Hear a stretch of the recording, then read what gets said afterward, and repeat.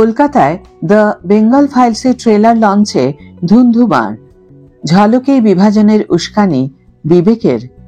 Direct action ডেতে the Bengal ফাইলসের trailer. Hi everyone, welcome back to my channel Anjana entertainer. বন্ধুরা, তোমাদের সকলকে আমার এই ছোট্ট ইউটিউব চ্যানেলে স্বাগত জানাই। আইনি ঝঞ্ঝাট কাটিয়ে স্বাধীনতা দিবসের পরদিন মুক্তি পেল বিবেক অগ্নিহোত্রী পরিচালিত দ্য বেঙ্গল ফাইলসের ট্রেলার।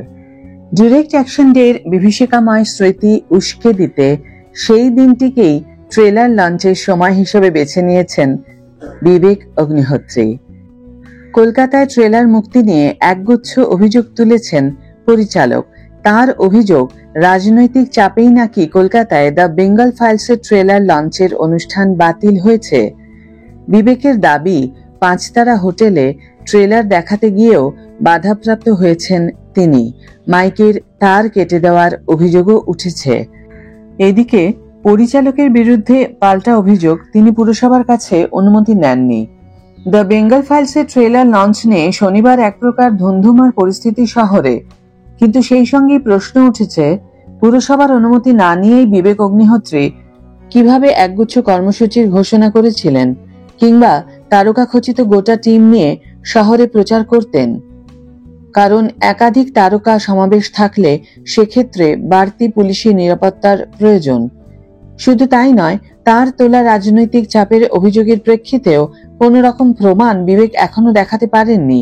তবে নানা টালবাহানার পর শনিবার শেষমেশ দ্য বেঙ্গল ফাইলসের ট্রেলার প্রকাশ্যে এসেছে এবং সেই প্রচার ঝলক দেখেই নেটপাড়ার একাংশের প্রশ্ন, ট্রেলার লঞ্চের অনুষ্ঠানকে আলাদা করে লাইমলাইটে আনতে কিংবা সিনেমার প্রচার স্বার্থেই এটা পাবলিসিটি স্টান্ট নয় তো?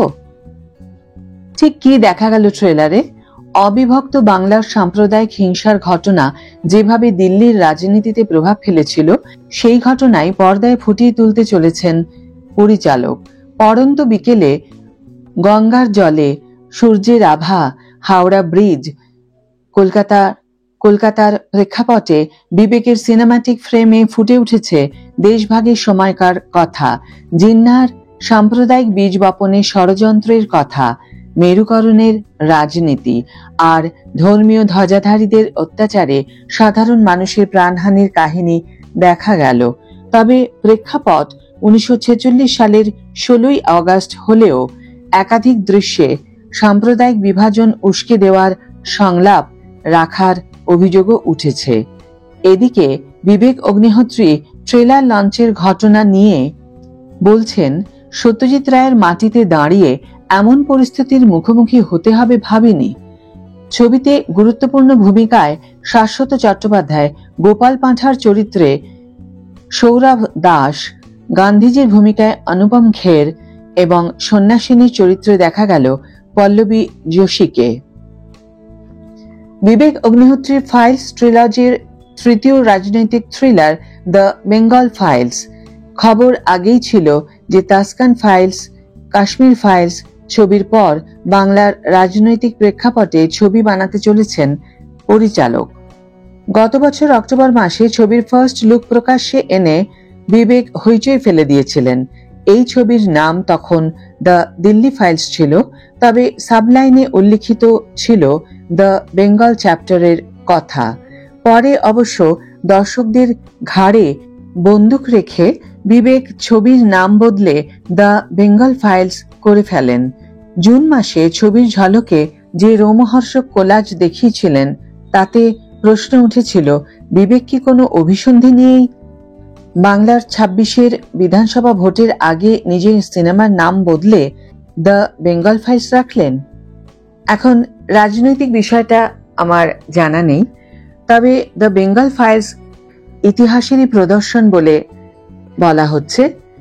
তাহলে অবশ্যই দ্য বেঙ্গল ফাইলস রিলিজের অপেক্ষায় আমি রইলাম। তোমরা কারা কারা বেঙ্গল ফাইলস রিলিজের অপেক্ষায় রয়েছো অবশ্যই কমেন্ট বক্সে লিখে জানিও।